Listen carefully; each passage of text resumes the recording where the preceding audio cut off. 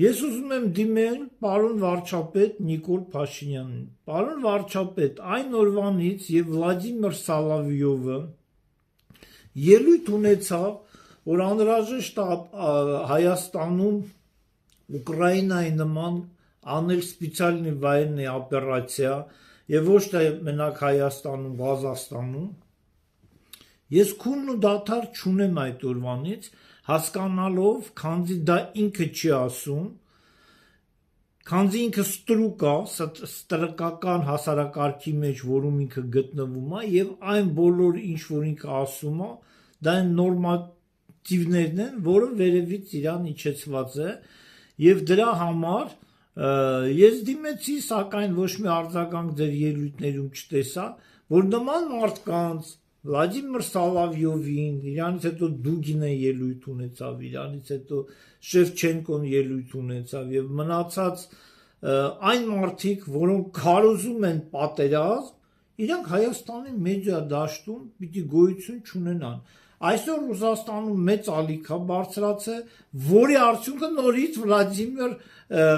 Ռուդոլֆովիչն է, այս անգամ ինքը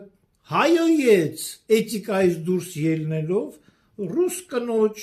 որ ունի անչափահաս երեխա, Վիկտորիա Բոնյայա, այդ աղջկա անունը, աղջիկ էլ արդեն չի կարելի ասել, չնայած կանանց տարիքը չեն ասում, բայց 46 տարեկան է, ես հիշում եմ, բայց հարցը դրանում չի, հարցը կայանում է նրանում, որ այս մարդիկ դեպուտատ միացավ Սալավյովին, Վիտալի Միլոնովը, Արտյոմ Լեբեդևն հայոյում Ռուսաստանի էֆիրներից,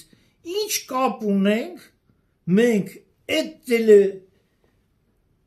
կամպանիաների հետ, որոնք թույլ են տալի էթիկայից դուրս գալով կանանց հայոյել, չէ որ կանայք մեր քույրերն են,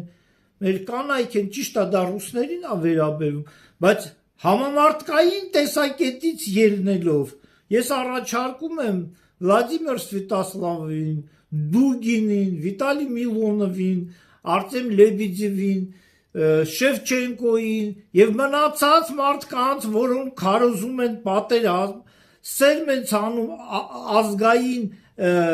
տարբեր ազգերի մեջ եւ ռուսերեն ասեմ, ագրանիչենիա են ուզում մտցնել դեմոկրատական սկզբունքների եւ խոսքի իրավունքի վերաբերյալ, նմանց մարդկանց Հայաստանում ճանաչել persona non grata եւ իրանց ելույթները Հայաստանում դնել արգելափակի տակ։ Շնորհակալություն։